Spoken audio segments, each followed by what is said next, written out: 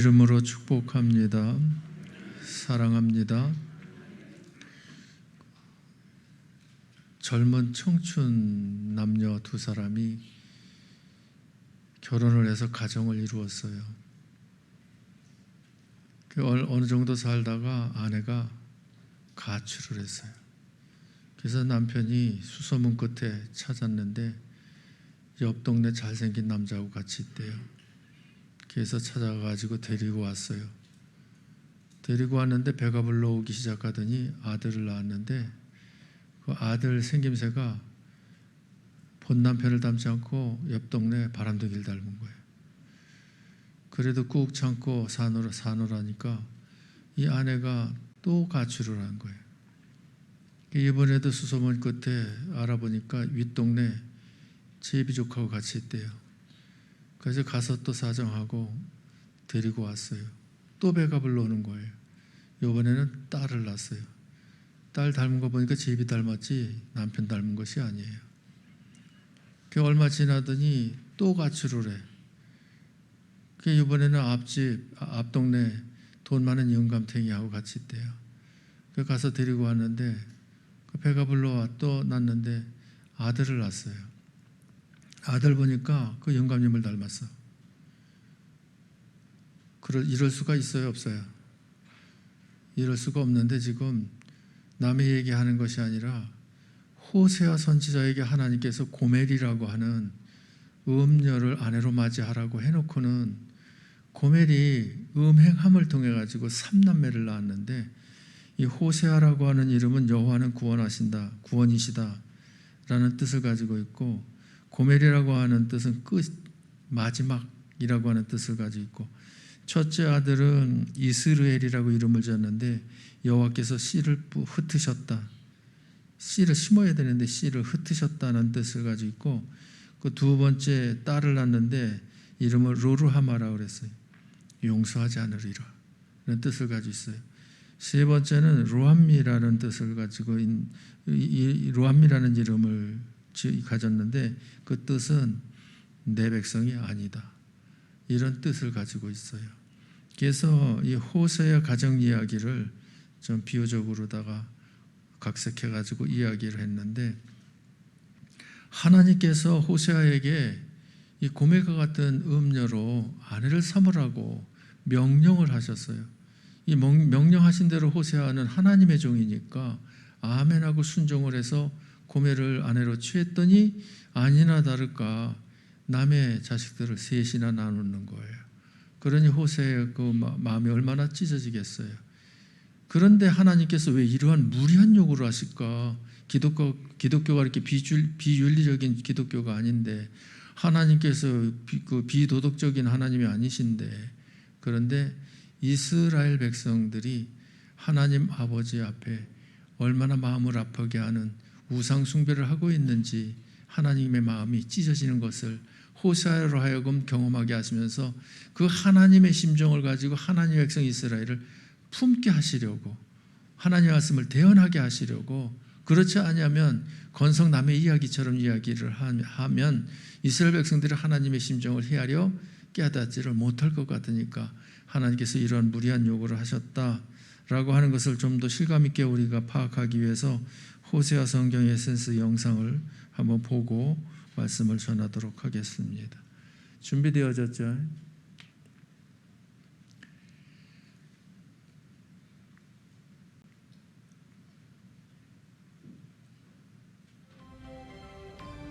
내용을 잘 파악하시기 바랍니다.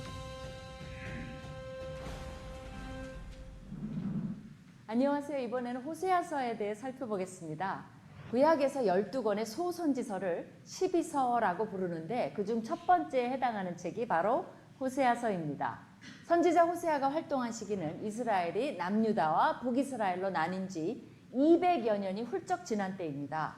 호세아서는 이사야보다는 조금 앞서서 아모스보다는 조금 늦게 북이스라엘에서 사역하게 되며, 남유다는 요시야, 요담, 아하스, 히스기야 왕시대, 북이스라엘은 여로보암 2세 때에 활동합니다.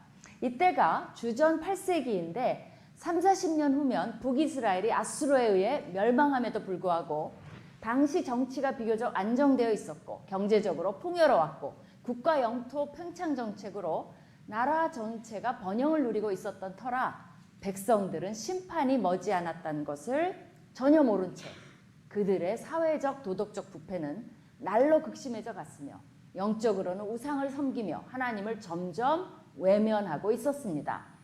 하나님께서는 호세아 선지자를 통해 이러한 관계를 어떻게든 되돌리고자 애쓰십니다. 하나님께서는 가장 효과적인 방법을 택하셨는데 바로 호세아의 불행한 결혼에서 불륜을 저지르고 다른 남자를 따라간 아내를 되찾아오는 과정을 통해 하나님의 심정을 느끼도록 하신 것입니다. 메시지의 핵심은 자기 백성들을 향한 하나님의 신실한 사랑입니다. 이스라엘 자손이 다른 신을 섬기고 건포도 과자를 즐길지라도 여호와가 그들을 사랑하나니 너는 또 가서 타인의 사랑을 받아 음녀가 된 그 여자를 사랑하라 라고 명하시므로 하나님의 사랑이 어떠한 것인지를 잘 보여줍니다. 은 15개와 보리 한 호멜 반으로 가늠한 아내를 되찾아오며 느낀 아픔으로 호세아는 마음에서 우러나오는 간절한 메시지를 전합니다. 자기 아내에 대한 호세아의 애정은 이스라엘을 향한 하나님의 애정을 상징합니다. 역으로 호세아 아내의 간음은 이스라엘 백성들의 영적 간음과 하나님과 맺은 언약의 파기를 상징합니다. 호세아서는 크게 두 부분으로 나누어지는데 1장에서 3장은 호세아와 불륜녀 고멜과의 결혼 생활에 빗대어 메시지를 전하며 나머지 4장에서 14장은 북이스라엘과 남유다의 죄와 심판의 메시지를 다룹니다. 호세아 1장은 호세아 전체에 대한 서론일 뿐 아니라 12권 소선지서 전체의 서론 역할을 합니다. 즉 북이스라엘은 죄를 짓고 망할 것이지만 남유다는 긍휼의 여김을 받을 것이며 언젠가 북이스라엘과 남유다 모두 하나님의 백성으로 회복되어 약속의 땅에 거하게 될 것이라는 계획을 제시합니다. 또한 마지막 때 이스라엘은 그들의 하나님 여호와를 찾고 그들의 메시아 왕 다윗을 찾을 것이라는 희망을 제시하는데 이러한 종말론적 계획은 소선지서 전체에 흐르고 있는 중요한 신학적 주제이기도 합니다. 그들의 죄의 핵심은 혼합 종교입니다. 여호와만 섬기라는 십계명의 말씀과 타협하여 가나안의 다신들 그 중에서도 엘과 아세라 여신 사이에 태어난 바알신을 숭배했습니다. 그가 비와 폭풍의 신이며 풍요와 생식력을 주는 재생산의 신이었기 때문입니다. 이스라엘 백성들은 하나님을 떠나 끊임없이 바알신과 매춘 행위를 했으며 술 취함, 종교의식적인 성적 축제, 음행, 간음, 산당 등의 용어들은 종교적 변절 행위를 상징합니다. 내 백성이 나무에게 묻고라는 표현이 나오는데 하나님께서는 백성들이 하나님께 오지 않고 나무 우상에게 묻는 모습을 보시고 자신을 버리고 음행했다며 진노하십니다. 호세아는 북이스라엘을 37번에 걸쳐 에브라임으로 불렀는데 이것은 북쪽의 가장 지배적인 지파였던 에브라임에서 유래된 것이며 베델은 우상숭배의 본거지로 자주 거론되며 북이스라엘을 대변하는 용어로도 사용됩니다. 구원이라는 의미의 이름을 가진 호세아는 의도적으로 과거 이집트에서의 구원의 이미지 속에서 미래에 오실 메시아 시대의 도래를 예언합니다. 메시아는 새로운 모세로서 과거 이집트에서 이스라엘을 구원한 것처럼 다시 미래에 이들을 포로 생활에서 구원할 것입니다. 호세아는 그들의 죄를 통렬하게 비판하며 심판을 알리고 회개를 촉구하지만 마지막 장에서 여호와는 치유와 관계의 회복과 구원을 약속하십니다. 이것이 하나님의 헌신적, 인내적 사랑의 진수입니다. 그분은 우리 모두에게도 여호와께 돌아오라고 초대하십니다. 호세아는 지혜와 총명이 있는 자는 이러한 하나님의 말씀을 깨닫고 분별하라고 도전합니다. 즉 소선지서의 12권은 지혜와 총명이 있는 자만이 깨달을 수 있는 것입니다. 여러분도 이 말씀들을 잘 깨닫게 되시기를 축원합니다. 잘 보셨습니까? 그 호세아서의 대략을 짧은 시간에 이와 같이 여러분들에게 보여드렸는데 그 미루어 어떤 내용인지 짐작을 하실 것입니다. 실제 우리들 그 속에는 호세와 고멜과의 그 만남 가운데 3남매를 남의 자식을 나누는 이런 가정은 그 볼 수가 없지요. 그러나 이러한 그 가정을 가정하고 호세아가 고멜을 사랑한다라고 하는 것이 있을 수 있는 겁니까? 있을 수 없는 겁니까? 우리들의 생각까지 우리들의 그 기준 가지고는 있을 수 없는 사건이죠. 그런데 하나님은 그렇게 사랑하래요. 고멜을 사랑하래요.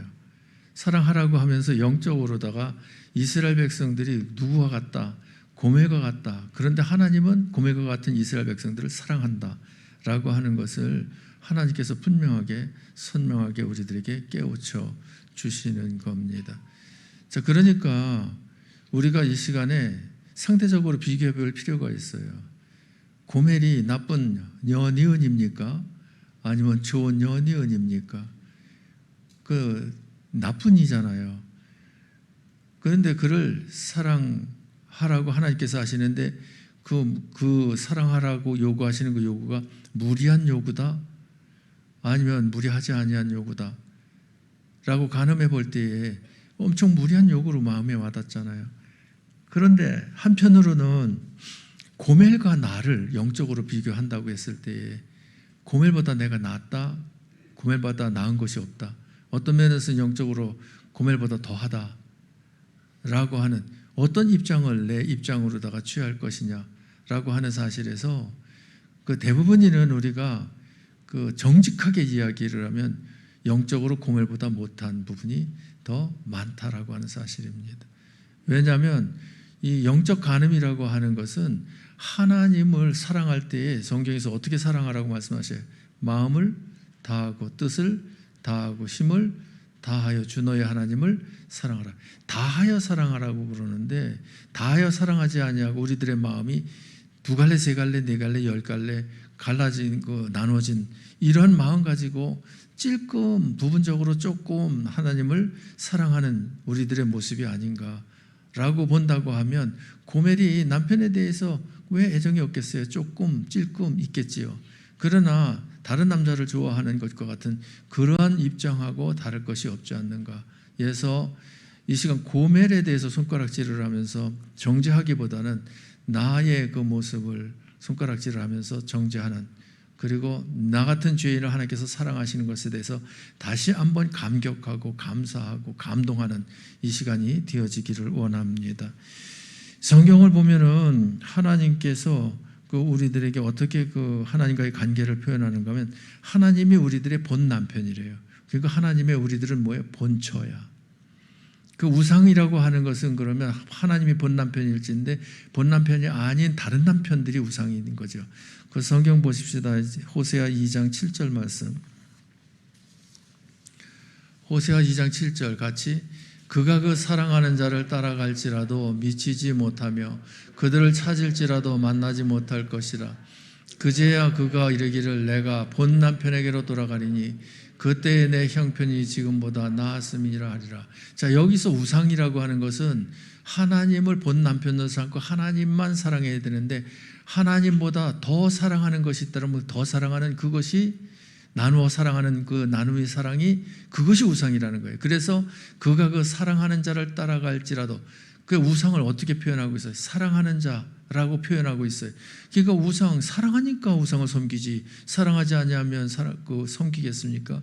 우상 복줄 줄 믿으니까 섬기지 믿지 않으면 섬기겠습니까? 그런데 사랑하는 자, 하나님보다 더 사랑하는 자를 따라가 보니 그것이 뭐예요? 우상인데 우상이라는 것은 그 헛것이거든요. 아무것도 아니거든. 그러니까 그와 인격적인 만남이 이루어지지를 못한다. 그거 어떻게 표현하고 있어요? 그 사랑하는 자를 따라갈지라도 미치지 못한다. 이렇게. 그리고 그들을 찾을지라도 하나님 외에 사랑하는 자 그 우상을 찾을지라도 만나지 못한다. 만나지 못한다는 거죠. 어떤 그 나무나 돌로다가 만들어서 그 세우는 어떤 형상은 만날지 몰라도 실제적으로 신은 없기 때문에 그 가짜이기 때문에 만날 수 없다라고 하면서 그 허상인 우상을 섬기는 삶을 살아보니 실상 참신이신 하나님을 섬겼을 때와 비교가 되어지는데 누구와 함께 살 때가 좋았더라. 하반절에 내가 본 남편에게로 돌아가리니 본 남편 누구예요? 하나님께로 돌아가리니 그때의 형편이 하나님께로 돌아와 하나님과 더불어 그 본남편으로다가 섬기면서 살 때가 지금은 어때요? 우상을 섬길 때보다 나았음이니라. 그러니까 실질적으로 살아보면 우상을 섬긴 사람들은 결론적으로 다 우상과 함께 망합니다. 왜? 우상은 참신이 아니시기 때문에. 그러나 하나님을 섬긴 이들은 그 기독교 역사를 보십시오. 하나님을 지극정성으로 섬긴 민족이나 가정이나 그 개인, 하나님께서 주시는 놀라운 은혜와 복을 받은 것을 볼 수가 있습니다. 8절 말씀 보십시다. 호세아 2장 8절. 같이 곡식과 새 포도주와 기름은 내가 그에게 준 것이요 그들이 바알을 위하여 쓴 은과 금도 내가 그에게 더하여 준 것이거늘 그가 알지 못하듯. 우상을 섬기는데 그저 이 음식물을 취하고 우상을 섬기는데 또 음식물을 필요로 하잖아요. 그거 사실 누구에게로부터 주어진 거다. 하나님께서 창조주로 그거 창조해서 그 만들어서 그 우리들에게 공급하신 거지. 섬기는 우상이 그것을 만들어낸 것이 아니다. 한 걸음 더 나아가서 무엇도 그들이 바알을 위하여 쓴 은과 금, 그리고 우상을 만드는 데 있어서 금을 씌우잖아요. 은을 씌우잖아요. 그리고 나무를 깎잖아요. 돌을 깎아 새겼잖아요. 그러는 것, 그건 역시도 누가 준 것이다. 하나님께서 만들어 있게 하신 거지 그 우상이 스스로 가지고 있는 것이, 스스로 만든 것이 아니다라고 하는 겁니다. 그러니까 하나님을 섬긴다 그랬을 때 하나님은 창조주를 우리가 섬기는 것이고, 우상을 섬긴다 그랬을 때 창조주 하나님께서 만드신 재료들을 섬기는 것이다. 그러니까 섬김의 대상은 창조주가 돼야지 섬김의 대상이 되어지면, 섬김의 재료가 되어지면 된다 안 된다? 안 된다. 섬김의 재료라고 하는 것은 아무것도 아니잖아요. 그뿐만 아니라 호세아 3장 1절 말씀 보십시다. 호세아 3장 1절 같이 여호와께서 내게 이르시되 이스라엘 자손이 다른 신을 섬기고 건포도 과자를 즐길지라도 여호와가 그들을 사랑하나니 너는 또 가서 타인의 사랑을 받아 음녀가 된 그 여자를 사랑하라 하시기로. 참 하나님의 우리를 향한 사랑이 엄청나요. 어마어마해요. 그 사랑 앞에 우리가 진짜 감격해야 되고 감사해야 되고 감동을 받아야 돼요. 하나님께서 어떻게 말씀을 하십니까? 3장 1절에서 이스라엘 자손이 다른 신을 섬기고 우상을 섬기는 거예요. 그리고 건포도 과자를 즐길지라도 우상의 지물을 나누어 먹는 거예요. 너는 또 가서 타인의 사랑을 받아 음녀가 된 그 여자를 사랑하라. 그러니까 우상을 섬기는 것 같은 그 음녀를 사랑하라 라고 하는 말씀이거든요. 그러면 음녀를 우리가 사랑할 자격이 있어요, 없어요? 없잖아요. 사랑받을 자격이 없는데 그 여자를 사랑하라는 거예요. 그것처럼 영적으로도 우상을 섬기는 자를 사랑하라는 거죠. 우상 섬기는 자를 사랑함으로 인해서 그 하나님께서 사랑함으로 인해서 그들을 돌이키기를 원하신다는 거죠. 그렇잖아요. 그래서 외간 남자하고 눈이 맞아가지고 가출을 한 그 여자를 사랑하기를 일부 때 그 집사님 한 분한테 여쭤봤어요. 그렇게 사랑할 수 있겠냐니까 한두 번 하니까 어떻게 사랑하느냐고 내쳐야 된다고 그러면서 분개하시더라고요. 그런데 하나님은 그러한 입장이라 하더라도 사랑하신다 안 하신다? 사랑하신다라는데 그런 입장을 가지는 것이 바로 저와 여러분이다라고 하는 사실입니다. 그러니까 하나님의 사랑은 영원한 사랑이에요. 무조건적인 사랑이에요. 희생적인 사랑이에요. 그 하나님의 사랑보다 더 좋은 사랑은 없는 줄 믿으시기 바랍니다. 자, 그러면 하나님의 사랑의 길이와 넓이와 높이와 깊이를 우리가 알고 신앙생활을 한다면 그 사랑에 녹아져서 행복한 삶을 살겠거니와 하나님의 사랑을 받았노라고 하고 하나님을 되게 사랑한다고 하면서도 하나님의 사랑의 그 길이와 넓이와 깊이와 높이를 알지 못한 채 교회를 출입한다라고 하면 진정 하나님께서 우리를 사랑하시는 그 아가페 사랑을 인한 행복이라고 하는 것은 맛을 보지를 못하고, 맛을 본다 하더라도 작은 맛을 보면서 진정 하나님께서 원하시는 큰 행복을 누리는 삶을 살지 못할 수 있기에 하나님께서는 큰 행복을 누리는 삶을 살기를 간절히 소원하셔서 우리가 사랑의 대상이 아닌 그런 악조건을 가지고 있음에도 불구하고 사랑함을 통해서 하나님의 사랑의 품에 안기기를 원하시고 사랑의 하나님 앞에 나오기를, 회개하고 돌이키기를 원하신다라고 하는 사실을 우리에게 교훈하십니다. 그래서 오늘 본문을 통해 가지고 두 가지로 우리에게 교훈하시는데, 첫째가 여호와께로 하나님께로 돌아오라는 거예요. 우리에게 돌아오라는 거예요. 6장 1절 말씀 보십시다. 같이 오라, 우리가 여호와께로 돌아가자. 여호와께서 우리를 찢으셨으나 도로 낫게 하실 것이요 우리를 치셨으나 싸매어 주실 것입니다. 아니 뭐 병 주고 약 주시는가? 찢으실 때는 얹고 또 도로 낫게 하시고 때릴 때는 얹고 또 때린 그 맞은 자리를 싸매어 주시는가? 그러나 하나님께서는 이와 같이 하시는 게 본심이 아니시라는 사실을 우리가 알아야 합니다. 우리 사람은 다분히 평안하면, 건강하면, 부유하면 하나님 찾아야 안 찾아요? 하나님 안 찾고 하나님께로부터 외면을 합니다. 그래서 평안만이 좋은 것은 아니에요. 고난이 있는 것도 좋은 것이고 또 부유한 것만이 좋은 것은 아니에요. 궁핍해 봐야 하나님의 그 필요성을 느끼고, 그리고 건강해야죠. 그러나 건강한 것만이 좋은 것이 아니라 연약해 봐야, 그래야 하나님이 내게 얼마나 필요하신 분이신가 하는 것을, 그리고 하나님의 도움을 내가 도움 없이는 못 산다고 하는 것을 하나님께서 그저 배려하시는 그 배려가 얼마나 큰 사랑인가 하는 것을 깨닫게 되어진다니까요. 그러니까 하나님께서 뭐 어떻게 했어요? 찢으셨으나 찢고 싶어서 찢으셨는가? 낫게 하기 위해서 찢으셨는가? 그럼 하나님은 장난꾸러기 하나님이시죠. 우리를 괴롭히시는, 우리를 가지고 장난감처럼 가지고 노는 그런 하나님이시죠. 하나님께서 때리셨다. 왜 때리셨느냐? 싸매어 주기 위해서 때리셨다. 그것이 아니라는 얘기죠. 우리가 자녀들을 양육할 때에 때로는 때릴 적이 있잖아요. 그러면 때려가지고선 피가 또 피멍이 들 적도 있잖아요. 옛날 얘기지만은. 그러면 때리고 싶어서 때렸습니까? 아니면 아이를 위해서 잘 되라고 때린 겁니까? 아이가 지금 그릇 잘못 행하니까 잘 되라고 채찍을 때린 거죠. 그런데 채찍을 때린 그 때림의 아픔을 통해서, 아차, 내가 엄마가 나를 때렸을 때 그 아픈 마음을 엄마가 가지고 있을 텐데, 나를 때렸을 때는 내가 엄마의 마음을 아프게 해드린 게 있구나 라고 하는 것을 돌아볼 수 있는 기회를 가지게 하는 거죠. 그리고 싸매어 줄 때에 아이고 왼수, 야, 이거 괜히 때려가지고서 귀찮게 싸매어 주는구나가 아니라, 싸매어는 과정을 통해 가지고 아빠의 엄마의 사랑의 손길을 자녀로 하여금 느끼게 하면서 맞을 짓을 하지 말아야 되겠구나라고 하는 것을 깨닫게 해주는, 터득하게 해주는 그런 기회로 삼는다 이 말입니다. 그러니까 하나님도 마찬가지. 하나님의 백성이 그릇 잘못 행해, 우상 섬기고 죄악을 행해. 그러면 그냥 냅둬? 그냥 냅두면 지옥에 가는데, 그냥 냅두면 멸망당하는데, 그냥 냅두면 하나님의 저주가 임해야 되는데, 그러니까 그냥 놔두지를 아니하고 그 길에서 멈추라는 거예요. 그 일에서 돌아서라는 거예요. 돌이키라는 거예요. 그것을 돌아설 수 있도록, 돌이킬 수 있도록 자극과 충격을 주는 것이 무엇인가 하면, 그것이 매일 수도 있고, 그것이 고난일 수도 있고, 그것이 핍박일 수도 있고, 그것이 환난일 수도 있고, 그것이 포로일 수도 있다 이 말입니다.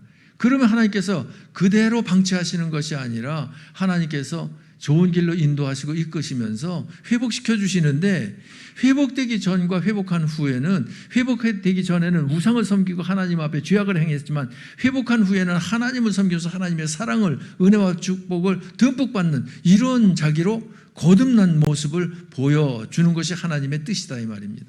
믿습니까? 그것을 1절에서 말씀을 하시는 거예요. 여호와께로 돌아가자. 여호와께서 찢으셨지만 도로 낫게 하신다. 때리셨지만 싸매어 주신다. 그러니까 하나님께서는 싸매어 주시는 하나님, 꼬매어 주시는 하나님, 그런 하나님. 그러니까 치료의 하나님이라고 해서 여호와 라파라고 하지 않습니까? 그러니까 우리가 섬기는 하나님은 우리들에게 양포를 넓게 벌리고 돌아오라는 거예요. 사랑의 품에 안기라는 거예요. 하나님과 더불어의 삶을 살자는 거예요. 하나님 복의 근원 되신 즉 마음껏 축복할 수 있도록 그런 복받을 그릇이 되라는 거예요. 하나님께서는 절대 악한 하나님이 아니지. 누구까지도 희생시키시면서 하나님의 종 신실한 충실한 그 호세아까지도 가정 희생시키면서까지 하나님의 사랑이 어떠한 사랑인지를 나타내 보이시는 그런 하나님이신 것을 볼 수가 있습니다. 6장 2절 말씀 보십시다. 같이 여호와께서 이틀 후에 우리를 살리시며 셋째 날에 우리를 일으키시리니 우리가 그의 앞에서 살리라. 이틀 후면은 오늘 하나님께서 무엇 하셨어요? 찢으셨어요. 그럼 이틀 후에는 내일 무엇 하신다는 거예요? 싸며 낫게 하신다는 거예요. 오늘 때리셨어요. 그럼 맞은 자리를 내일은 싸며 준다는 거예요. 그러면서 뭐라고 말씀하시는가 하면 여호와께서 이틀 후에 우리를 살리시며 셋째 날에 우리를 일으키시고 셋째 날에는 하나님께서 정상이 되게 하신다는 거예요. 그러니까 내일이다 모레다 지체치 아니하시고 역사하시는 하나님. 그런데 우리들이 신앙생활 하다 보면 힘들고 어려운 일이 있잖아요. 그런데 이것이 장기화되어질 적이 있어요, 없어요? 사실은 있어요. 그러나 하나님의 본심이 너는 고생 좀 오래오래 해야 된다라고 하는 하나님께서 성품이 개박하셔가지고 오래오래 고난을 끌고 가시는 것이 아니고 하나님의 본심은 빨리 고난을 끝내기를 원하시고 빨리 회복하기를 원하시고 계셔요. 그런데 우리가 하나님께서 요구하시는 그 요구를 알지를 못해 그 요구를 이루어드리지를 요구에 부응하는 요구에 반응하는 이 반응이 요구가 더디기 때문에 하나님도 어쩔 수 없이 부득이하게 지체를 하실 수밖에 없다라고 하는 것으로 이해를 해야 합니다. 하나님의 본심은 빨리 우리를 고난에서 끝내기를 원하셔요. 괴로움에서 벗어나기를 원하셔요. 그 화해에서 벗어나 복이 되기를 원하셔요. 하나님에 대해서 그 본심을 이해하시고 하나님을 믿으시기를 바랍니다. 자, 그러면 하나님께로 돌아오기 위해서 어떻게 해야 될 건가? 우상은 어떻게 끊어버려야 돼요. 우상이 뭐라 그랬어요? 하나님보다 더 사랑하는 것이 우상이라고 그랬잖아요. 지난 수요일 날 현관에서 하이미를 봤거든요. 근데 휴대폰을 가지고 있더라고요. 그래서 그 하이마 목사님 한 번만 안아보자 사랑해. 그리고 손 벌렸는데 실금 쳐다보고는 외면을 해버리고 휴대폰 붙잡고 다른 데로 가버리더라고요. 그래가지고서는 억지로 한번 안아보려고 그랬더니 그저 짜증을 내면서 거부하더라고요. 지혜비 닮아서 그런지 그건 아닐 텐데 농담이고요. 그런데 하이미가 왜 나를 거절했을까요? 근데 수요일날 거절했는데 오늘은 강대상에 3번씩이나 올라와가지고 안아달라는 거예요. 또 이뻐해달라는 거예요. 또 사랑한다고 해달라는 거예요. 그래가지고 오늘은 또 복 터져가지고 3번씩이나 무릎에 앉히고선 사랑한다. 뽀뽀 한번 하자. 뽀뽀도 볼에다가 해주고 그리고선 예배 잘 드려라. 3번씩이나 오늘은 또 많이 그래. 그런데 손에 무엇이 없었어요? 오늘은 휴대폰이 없었어요. 수요일은 왜 거부를 했는가 하면 손에 무엇이 들려있기 때문에 휴대폰이 들려있어서 휴대폰을 보면은 그 아이들이 좋아하는 그 영상이 있거든요. 밥 먹을 때도 그것만 틀어주고 앉혀놓으면 얼마나 자리에서 일어나지 않냐고 그대로 앉아있는지 몰라. 그런데 주일날 왔을 때에는 손에 휴대폰이 없었거든요. 그러니까 휴대폰이 있으면 받자 하고 목사님한테 와가지고 안기고 무릎에 앉아서 그저 뽀뽀도 하고 사랑한다고 그러고 예배 잘 드리라고 또 하면은 예 대답도 잘하고 휴대폰만 들리면은 본 척도 안 하고 딴정을 피우고 다른 데로 가버리고 아이고 슬퍼. 이 김 목사가 손에 들린 휴대폰만도 못하냐고. 뭘 얘기하려고 이런 이야기를 하는 겁니까? 우리 손에 휴대폰 우상이 들려 있으면 하나님에 대한 관심이 없는 거예요. 하나님에 대해서 간절함이 없는 거예요. 하나님께 대해서 부르짖음이 없는 거예요. 하나님과 나 사이에 대해서 거리감이 생기고 서먹한 관계가 되어져 버리는 거예요. 그러니까 손에 있는 무엇을 버려야 돼? 휴대폰을 버려야 된다. 휴대폰 버린다고 또 다 버리지 마시고 무엇을 버리라고 이해를 해야 돼요? 손에 들려있는 우상을 버려야 돼요. 붙잡고 있는 우상을 놔버려야 돼요. 예? 그 품고 있는 우상을 그저 이 쓰레기통에 갖다 버려야 된다니까요. 그러니까 이스라엘 백성들에게 하나님은 그 우상을 버리라고 요구를 하시는 거예요. 둘째는 무엇 해야 돼요? 하나님을 찾는데 하나님을 간절히 찾아서 만나야 돼요. 그리고 하나님을 경외해야 돼. 경외한다라고 하는 것은 하나님을 제일 여기고 최고로 여기고 전부로 여기는 것이라 그랬잖아요. 그랬을 때 하나님께서 축복하시는데 무슨 축복을 주셔요? 하나님을 경외하는 자에게 재물의 복을 주시고 또 영광의 복을 주시고 또 생명의 복을 주신다고 잠언 22장 4절 말씀 가지고 그 예배 드렸잖아요. 그러니까 하나님을 경외하는 저와 여러분이 꼭 되시기 바랍니다. 하나님을 경외하는 게 뭐예요? 하나님을 내 인생에 있어서 제일로 여기고 최고로 여기고 전부로 여기는 것. 그것이 하나님을 경외하는 거예요. 그랬을 때의 우상은 나의 삶에 범접할 수 없다. 끼어들 수 없다라고 하는 것을 우리가 깨닫게 되어집니다. 그 다음에 두 번째 우리가 무엇해야 되는 겁니다. 여호와를 힘써 알아야 합니다. 호세아 6장 3절 보십시다. 호세아 6장 3절 같이 그러므로 우리가 여호와를 알자 힘써 여호와를 알자 그의 나타나심은 새벽빛같이 어김없나니 비와 같이 땅을 적시는 늦은 비와 같이 우리에게 임하시리라 하니라. 여호와를 아는데 힘써 여호와를 알아야 합니다. 그냥 어슴푸레 알면 안 돼요. 대충대충 알면 안 돼. 어떻게 알아야 돼요? 힘써 알아야 되는데 힘써 안다고 하는 것은 무엇으로 비유해서 말씀하시는가 하면 새벽 빛같이 하나님께서 나타나시는 것을 느낄 수 있도록 알라. 이 말이에요. 새벽빛, 여러분들이 새벽에 이제 밤이 지났어요. 어둠이 거쳤어요. 그리고 새벽에 이제 빛이 창문으로 다 쫙 들어와. 그런 거 빛 들어왔을 때 방 안이 어떻게 해요? 창밖이 어때요? 너무 청명하잖아요. 너무 신선하고 너무 아름답잖아요. 그래야 안 그래요? 그런데 그 잠을 잘 때 깊이 잠을 자기 위해서 안대를 하고 잤어요. 눈을 가리고 잤어요. 그래가지고 일어나서 안대를 벗지를 않았어. 그래가지고 이 안대 사이로다가 들어오는 그러한 그 빛으로다가 본다 했을 때 아니면 벗었는데 눈곱이 껴가지고 제대로 안 떼져. 그래가지고 빛을 본다 했을 때 그 빛은 어떤 빛이에요? 희미한 빛이잖아요. 청명하지를 못하잖아요. 사물을 제대로 볼 수가 없잖아요. 그러니까 우리들이 무엇을 이야기하려고 하는가 하면 육안이 있어가지고 새벽 빛을 청명하게 볼 수 있는 것처럼 영안이 있어서 하나님이 하나님 되심을 분명하고 선명하게 볼 수 있는 우리들에게 눈이 있다 이 말입니다. 그 눈이 가리워지면 안 돼. 죄악으로 가리워지면 안 돼. 그 눈이 그 눈곱이 끼어가지고 죄악이 끼어가지고서 그 잘 안 보이면 안 돼. 또 무엇과 같은가 하면 비가 오는데 천막을 쳐져 있어요. 천막이. 그 요즘에 그 신호등 기다리는데 그 비 가리개, 햇빛 가리개가 이게 쳐져 있잖아요. 그거 쳐져 있으면 비가 올 때에 손에 떨어졌는지 볼에 떨어졌는지 눈에 떨어졌는지 머리에 떨어졌는지 느낌이 예민하게 느낄 수가 있다 없다. 느낄 수가 없는 거예요. 직접 비를 맞아야 예민하게 느낄 수 있는 거예요. 마찬가지로 하나님에 대해서 밝히 알면 알수록 하나님이 얼마나 은혜스러운 하나님이고 하나님에 대해서 밝히 알면 알수록 하나님이 얼마나 큰 축복의 하나님이신가를 세세히 구체적으로 알 수 있는 경험자, 체험자가 되어져야 된다라고 하는 것을 교훈을 해주시는 겁니다. 여러분들이 이러한 분이 되시기 바랍니다.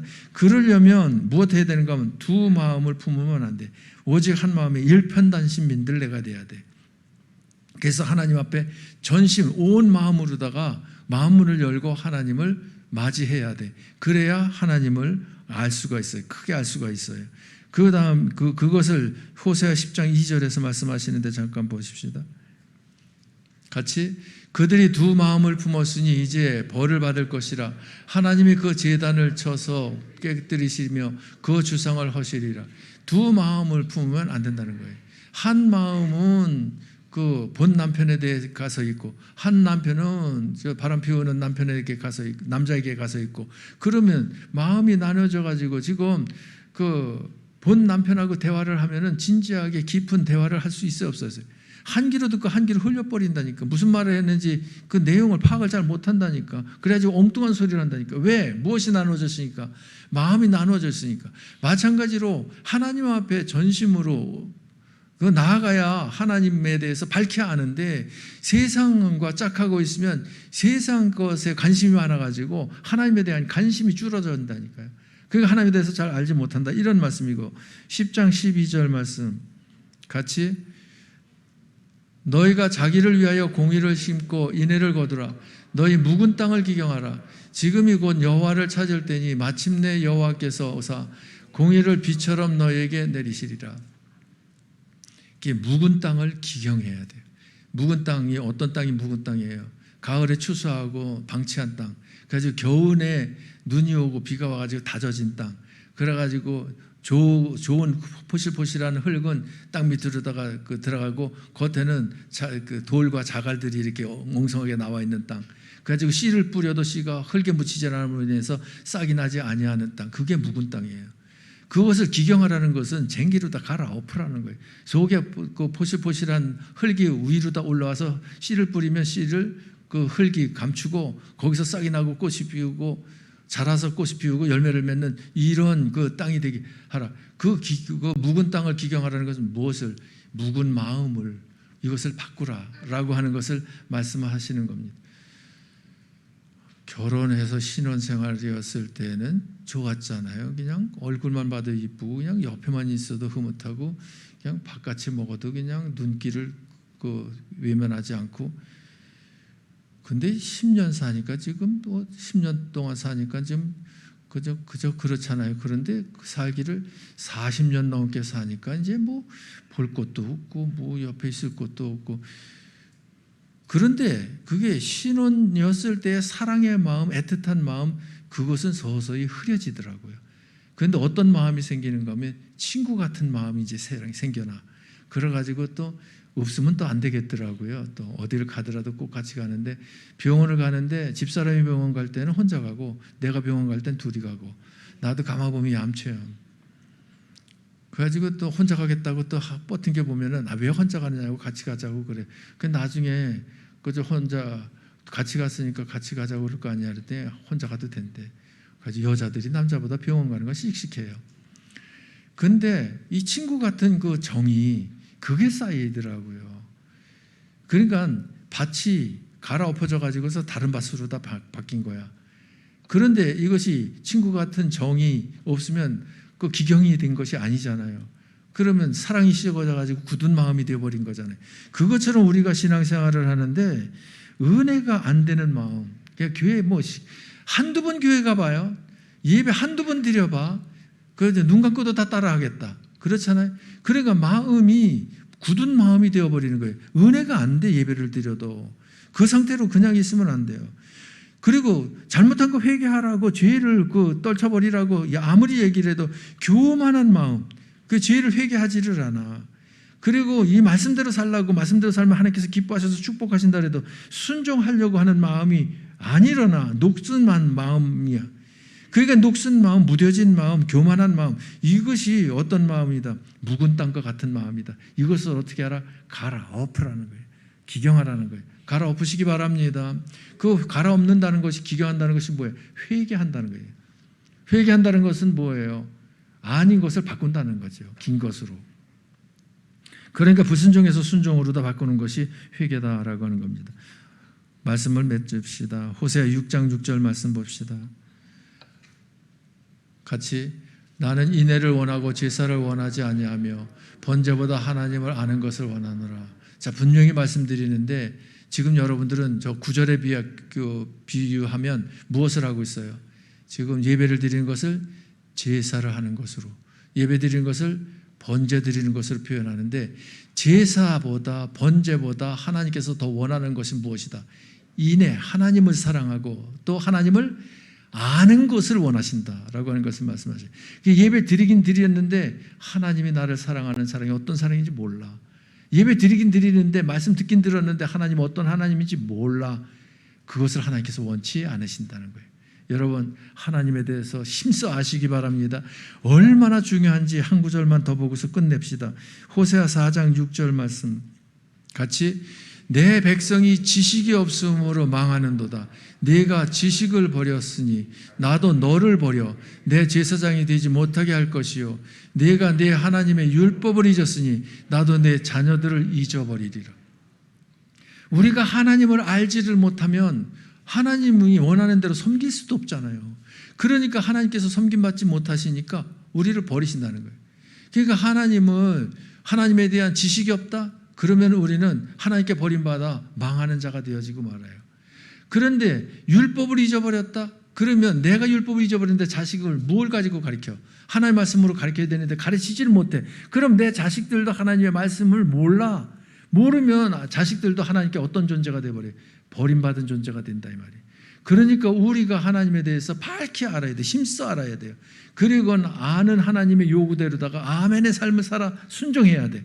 그러면서 자녀들도 이렇게 살자. 이렇게 사는 것이 하나님께 기뻐하시는 그 믿음 생활이다. 그리고 가르쳐 주어서 자녀들도 하나님 말씀대로 순종의 삶을 살게 해.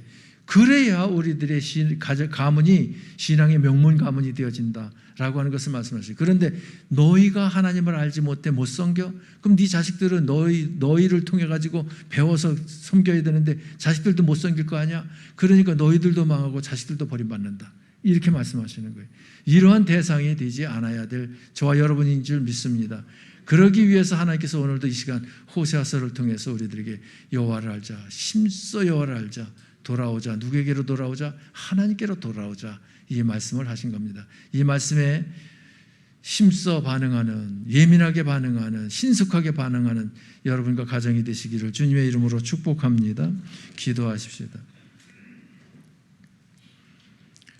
하나님의 종 호세아에게 음란한 여인 고멜을 아내로 맞이하라고 하나님께서 무리한 요구를 하신 것은 호세아에게 이스라엘 백성들이 고멜과 같이 음란하게 우상을 섬기고 있고 또한 하나님은 그들을 그래도 사랑한다고 하는 사실을 하나님의 선지자 호세아를 알고 하나님과 같은 심정을 가져야 고멜과 같은 입장에 있는 이스라엘 백성들에게 하나님의 심정으로 하나님의 말씀을 전할 수 있고 그들을 하나님의 품으로 돌아오게 할 수 있겠기에 이와 같이 무리한 요구를 하신 것을 보는데 하나님 저희들이 바로 영적으로 고멜과 같은 존재가 아닙니까? 저희들을 그래도 하나님은 사랑하시는 줄 믿고 감사를 드립니다. 하나님의 사랑이 끔찍한 사랑, 어마어마한 사랑, 엄청난 사랑인 것을 저희들이 새록새록 느끼면서 그 사랑 때문에 기뻐 뛰며 즐거워하며 행복한 삶을 사는 저희들 되게 하여 주시고 가정 되게 하여 주시고 이웃들이 되게 하는 저희들 되게 하여 주옵소서. 예수님 이름으로 기도하옵나이다. 아멘. 우리 찬송하시면서 준비하신 예물 정성